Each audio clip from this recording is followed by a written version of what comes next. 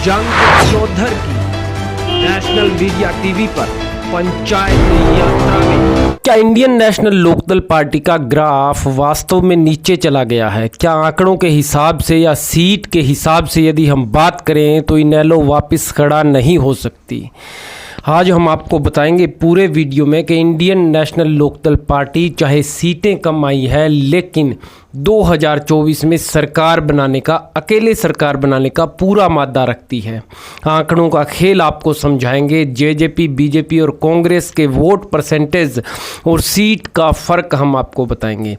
बात करते हैं लोकसभा चुनाव 2014 की, जब इनेलो 2 सीट जीती थी। सिरसा और हिसार की वोट 24.40% मिला था।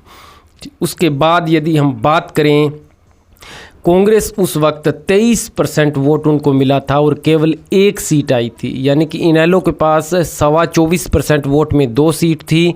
और उसके बाद बात करें, कांग्रेस के पास 23% वोट में 1 सीट थी। वहीं 34% वोट में बीजेपी 7 सीटें जीत करके आई थी। इसके अलावा यदि हम बात करें लोकसभा चुनाव 2019 की वोट परसेंटेज की, वहाँ यदि हम बात करें तो जेजेपी बिल्कुल नई पार्टी थी। लगभग 5% वोट जेजेपी ने लोकसभा चुनाव में प्राप्त किए और 6,19,970 वोट प्राप्त किए, एक भी सीट नहीं आई। वहीं इनेलो ने आपको बता दें 2,40,258 वोट प्राप्त किए, 2% वोट जो है उनको मिला था। अब विधानसभा चुनाव के आंकड़े हम आपको बताते हैं। 10 सीट जेजेपी ने जीती है, 31 सीट कांग्रेस पार्टी ने और 40 सीट बीजेपी ने जीती है। इसके अलावा यदि हम बात करें इनेलो की, तो केवल 1 सीट इनेलो को आई है। 3% वोट पर इंडियन नेशनल लोकदल पार्टी को 1 सीट मिली है। जेजेपी को जो 10 सीट मिली है वो 15% वोट पर 10 सीट मिली है। उसके अलावा 28% वोट पर, टोटल का 28% वोट शेयर पर कांग्रेस ने 31 सीट जीती है।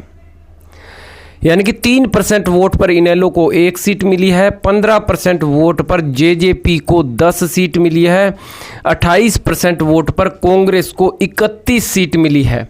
वहीं 36.5% वोट शेयर पर बीजेपी को 40 सीट मिली है।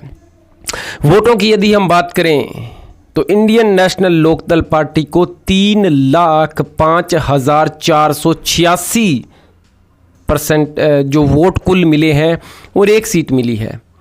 जेजेपी को 18,58,000 वोट मिले और 10 सीट मिली। अब देखना, कांग्रेस को 31 सीट मिली है 35,15,000 वोटों पर। जेजेपी को 18 लाख वोटों पर 10 सीट मिली है।